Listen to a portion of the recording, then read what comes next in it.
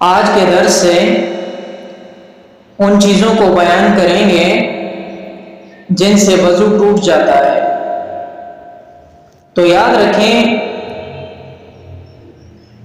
ان چیزوں میں سے سر فہرست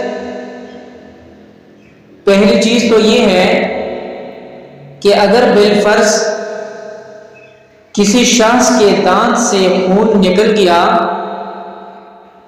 تو آیا کس ٹائم پر وضو ٹوٹ جائے گا، یعنی کتنی مقدار خون نکلنے پر وضو ٹوٹ جائے گا۔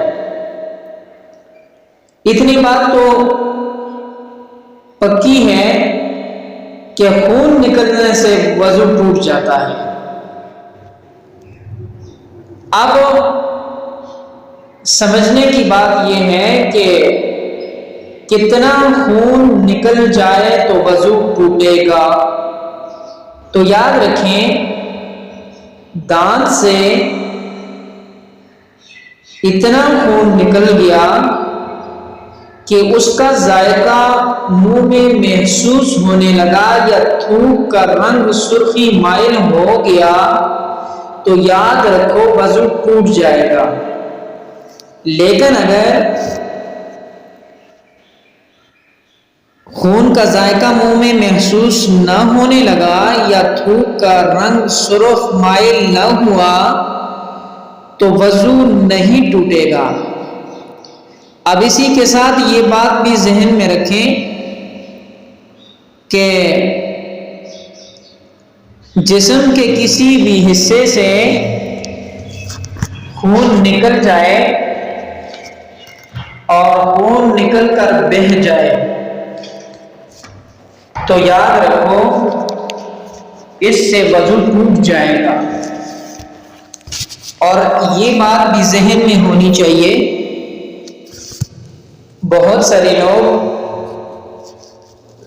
اس بات میں مسئلے کا علم نہ ہونے کی وجہ سے غلط فہمی کا شکار ہوتے ہیں، تو ان کی خدمت میں عرض کرتا ہوں کہ وہ لوگ جو خون نکلنے پر یہ سمجھتے ہیں کہ وضو ٹوٹ گیا، حالانکہ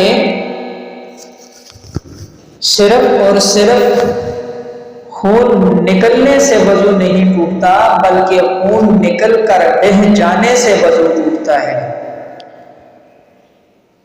اب مثال کے طور پر کسی شخص کے جسم سے اتنا خون نکلا کہ وہ سوئی کے ناکے کی مقدار میں تھا تو یاد رکھو وہ بہا بھی نہیں تو وضو نہیں ٹوٹے گا، لیکن اگر وہ بہہ گیا تو وضو ٹوٹ جائے گا۔